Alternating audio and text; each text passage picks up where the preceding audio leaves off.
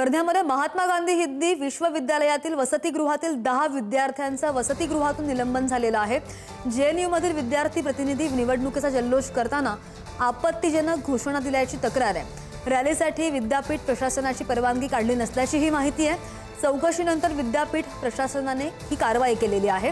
विद्यापीठ प्रशासनाने वसतिगृहामधील 10 विद्यार्थ्यांना वसतिगृहामधून 14 दिवसांसाठी निलंबित केलं आहे। नोटीस देऊन आपलं मत मांडण्याची संधी विद्यार्थ्यांना देण्यात आली होती। त्यानंतर विद्यार्थ्यांचं निलंबन केल्याची माहिती आहे। महत्त्वाची बातमी आपण पाहतोय वर्ध्यामधून। वर्ध्यामध्ये महात्मा गांधी हिंदी विश्वविद्यालयामधील वसतिगृहातील 10 विद्यार्थ्यांचे वसतिगृहामधून निलंबन करण्यात आलेलं आहे।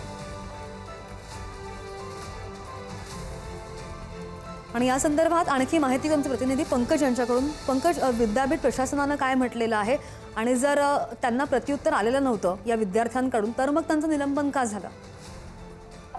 नक्कीच रिद्धी, वर्ध्यातील महात्मा गांधी विश्वविद्यालयातील ही घटना आहे।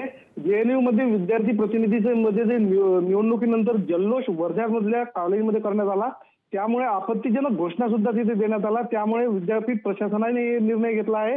रॅलीसाठी विद्यापीठ प्रशासनाची परवानगी नव्हती आणि त्यानंतर घोषणा देण्यात आला, त्यामुळेच हा निर्णय घेतलेला आहे। एकूणच चौकशी करण्यात आली। चौकशीनंतर विद्यापीठ प्रशासनाने ही कारवाई केलेली आहे। 10 विद्यार्थ्यांना 14 दिवसासाठी निलंबित करण्यात आला आहे। नोटीस देऊन आपले मत मांडण्याची सुद्धा परवानगी यापूर्वी या विद्यार्थ्यांना देण्यात आली होती, त्यानंतरच निलंबन केल्याचं विद्यापीठ प्रशासनाकडून सांगण्यात आलं आहे। रिद्धी, अगदी पंकज, धन्यवाद दिलेल्या माहितीसाठी।